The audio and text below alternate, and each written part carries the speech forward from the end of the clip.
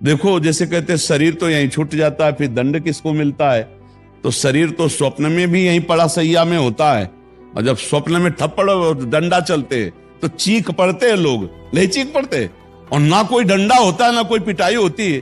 और बोले क्या है, क्या हुआ? अरे बोले यार स्वप्न देख रहे थे। नहीं, शरीर तो यहीं था सैया पे, और पिटाई किसकी हो रही थी? तुम्हारी हो रही थी, और तुम पिट रहे थे और कोई पीटने वाला नहीं था, तब तुम चीख पड़े। और जब नरक में वास्तविक पीटने वाला पीटेगा तब फिर क्या होगा? तो इसीलिए हम कह रहे हैं पाप कर्म मत करो, ये चतुराई में मत रहो कि यही सब भोगना पड़ता है। नहीं नहीं भैया, वो तो पुलिस जो घर से डंडा शुरू किया वो अलग थे, जो वहां थाने में मारे बंद किले के अंदर, थाने के अंदर, वो अलग थे।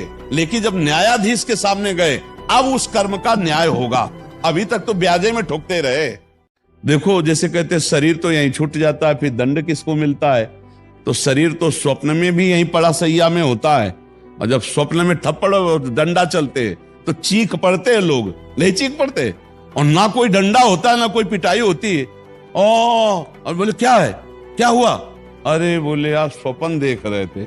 नहीं, शरीर तो यहीं था सैया पे, और पिटाई किसकी हो रही थी? तुम्हारी हो रही थी, और तुम पिट रहे थे और कोई पीटने वाला नहीं था, तब तुम चीख पड़े। और जब नरक में वास्तविक पीटने वाला पीटेगा तब फिर क्या होगा? तो इसीलिए हम कह रहे हैं पाप कर्म मत करो, ये चतुराई में मत रहो कि यही सब भोगना पड़ता है। नहीं नहीं भैया, वो तो पुलिस जो घर से डंडा शुरू किया वो अलग थे, जो वहां थाने में मारे बंद किले के अंदर, थाने के अंदर, वो अलग थे। लेकिन जब न्यायाधीश के सामने गए अब उस कर्म का न्याय होगा। अभी तक तो ब्याजे में ठोकते रहे।